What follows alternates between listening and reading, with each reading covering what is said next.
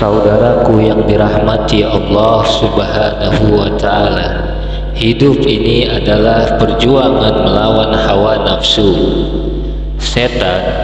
Kadangkala kita menang, kadangkala kita kalah melawan hawa nafsu setan kita.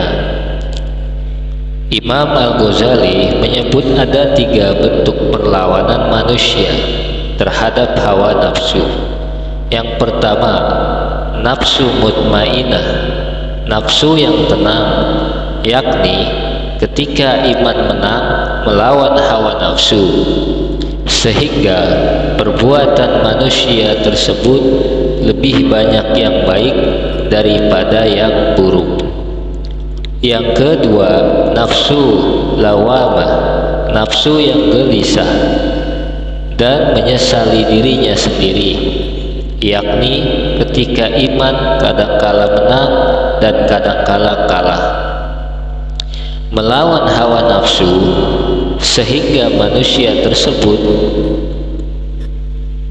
perbuatan baiknya relatif seimbang dengan perbuatan buruknya. Yang ketiga adalah nafsu la'ammaratu bisu, nafsu yang mengajak kepada keburukan, yakni ketika iman kalah dibandingkan dengan hawa nafsu, sehingga manusia tersebut lebih banyak berbuat yang buruk daripada yang baik. Coba Anda renungkan, termasuk manakah Anda, kita semua?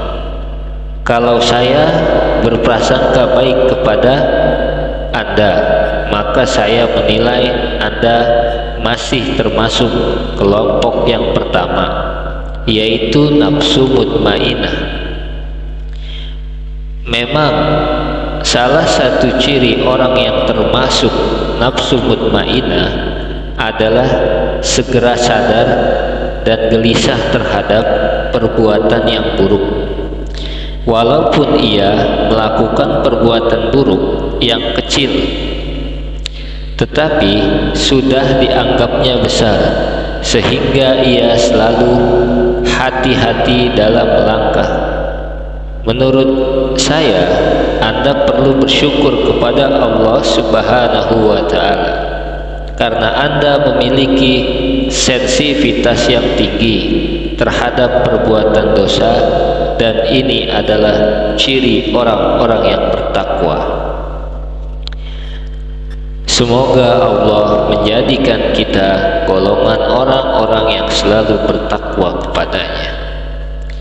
Jadi saran saya, sebaiknya kita segera meninggalkan perbuatan yang dibenci Allah sebelum jauh melangkah.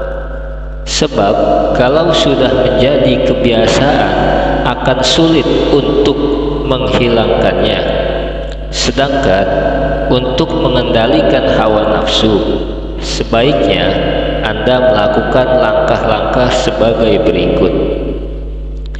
1. Banyak melakukan ibadah, terutama ibadah-ibadah sunnah, sholat duha, tahajud, baca Al-Quran, berzikir, dan lain-lain. Sebab makanan hati yang bersih ibadah.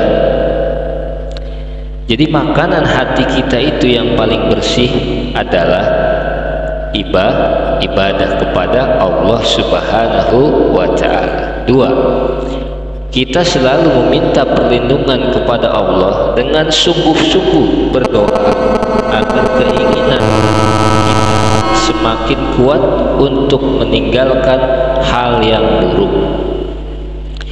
Meyakini imbalan besar yang akan Allah berikan kepada kita semua dan orang-orang yang mampu mengendalikan hawa nafsunya.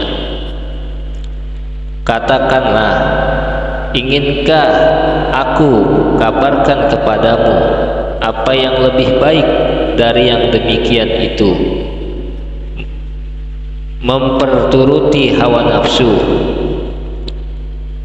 Untuk orang-orang yang bertakwa kepada Allah, pada sisi Tuhan mereka ada surga yang mengalir di bawahnya sungai-sungai, mereka kekal di dalamnya, dan mereka dikaruniai istri-istri yang disucikan serta keridhaan Allah, dan Allah Maha melihat akan hamba-hambanya. Ini ada dalam surat Al-Imran ayat 15. Kuatkan keyakinan tersebut dengan banyak berzikir kepada Allah dan beribadah kepadanya. Jangan hanya mengendalikan ibadah wajib saja. Untuk mengendalikan hawa nafsu kita nih, tambah juga dengan ibadah sunnah seperti saum, berpuasa, Senin Kamis, atau puasa Nabi Daud dan yang lainnya, sholat tahajud, tilawah Al-Quran, sholat duha, dan lain-lain. Jaga panca indera kita dari pengaruh syahwat nafsu. Jaga mata kita untuk tidak melihat hal-hal yang berbau maksiat. Jaga pendengaran dari pembicaraan yang jorok. Jaga mulut dari berkata-kata yang cabul, dan jaga tangan serta kaki kita untuk tidak menjamah atau melangkah ke hal-hal yang maksiat. Jaga pikiran kita dengan selalu berpikir positif dan produktif yang akan dapat dari banyak membawa yang positif, dan hindari juga lingkungan yang mengakibatkan hawa nafsu kita. Kaum muslimin rahimahumullah, yang selalu berpikir dan berkata mesum juga perlu dihindari agar hawa nafsu kita dapat terjaga selalu. Oleh karena itu, saya anjurkan kepada saudara untuk memutuskan hubungan dengan pacar Anda, walau Anda sudah berjanji kepadanya, tetapi pikirkan untung ruginya. Jika Anda tetap bersamanya, akan sulit bagi Anda dan dia untuk menghindar dari godaan hawa nafsu.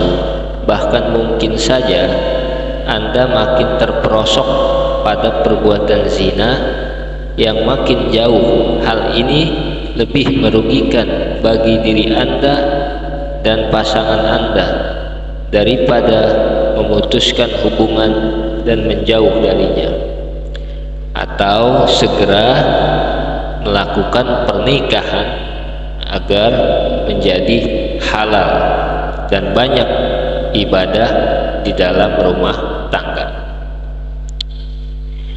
Memang memutuskan hubungan itu menyakitkan, namun lebih baik daripada sakit yang pedih luar biasa di akhirat kelak.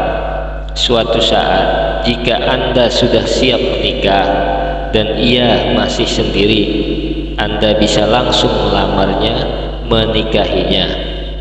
Namun untuk sekarang ini, ketika Anda belum siap untuk menikah, jauhi hubungan dengan dia atau dengan lawan jenis lainnya yang hanya menyebabkan hawa nafsu kita berkobar dan menambah dosa saja. Semoga Allah Subhanahu wa Ta'ala selalu melindungi kita dan menjaga kita sampai kita masuk ke dalam kubur. Amin ya rabbal alamin.